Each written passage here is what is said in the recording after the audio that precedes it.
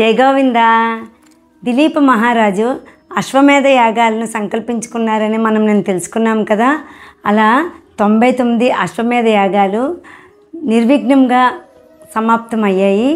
ఇంకా చివరిదైన 100వ అశ్వమేధ యాగానికి అన్ని సర్వసమర్థంగా విజయవంతంగా యాగాశ్వాన్ని బయటికి పంపించారు. ఆ యాగాశ్వాన్ని రక్షించడానికి సర్వసమర్థులైన సైన్యాధ్యక్షులు రఘు మహారాజు కూడా ఆ యాగాన్ని రక్షించడానికి వెళ్తూ ఉన్నారు. అలా చాలా ఆనందంతో, ఎందుకంటే 100 అశ్వమేధ యాగాలు చేయడం అంటే సామాన్యమైన విషయం కాదు. అందరూ ఆనందోత్సవాలతో వెళ్తూ ఉన్నారు గుర్రాన్ని అనుసరిస్తూ. ఆశ్చర్యంగా గుర్రం మాయమైపోయింది.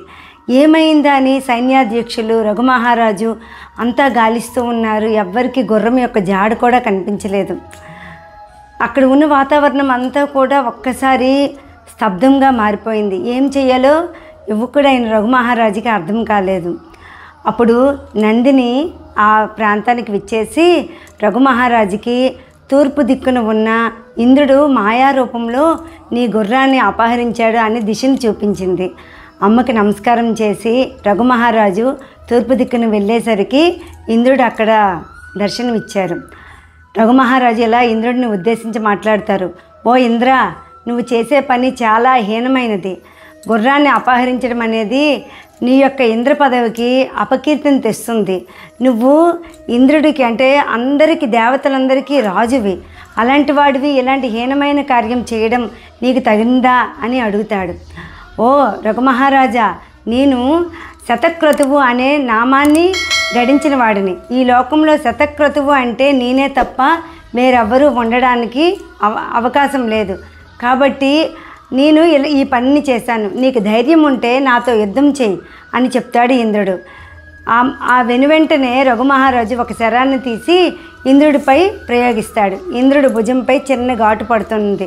ఇంద్రుడు కోపించి తన వజ్రాయుధాన్ని రఘు మహారాజుపై విసరగానే రఘువు అక్కడ మూర్ఛిల్లిపోయి కొద్ది సమయంలోనే మళ్ళీ తేరుకొని ఇంద్రుడిపై యుద్ధానికి సిద్ధమవుతాడు. రఘు మహారాజు ఇంత చిన్నప్పుడే అంత సాహసోపేతమైన యుద్ధం చేయడం వలన ఇంద్రుడు సంతోషిస్తాడు. నీకు ఏం వరం కావాలి అని అడుగుతాడు ఇంద్రుడు. దానికి రఘు మహారాజు, అయ్యా, మా నాన్నగారి యాగం నిర్విఘ్నంగా పరిసమాప్తం అవ్వాలి. కావున మీరు ఈ యాగాశ్వాన్ని ఇస్తే నేను నా కార్యాన్ని చేసుకుంటానంటే యాగాశ్వం ఇవ్వబడదు.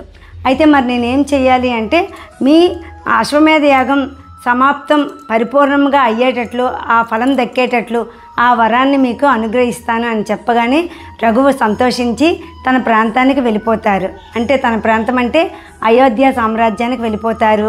శతక్రతువు అనే నామాన్ని కూడా దిలీప చక్రవర్తి అందుకుంటారు.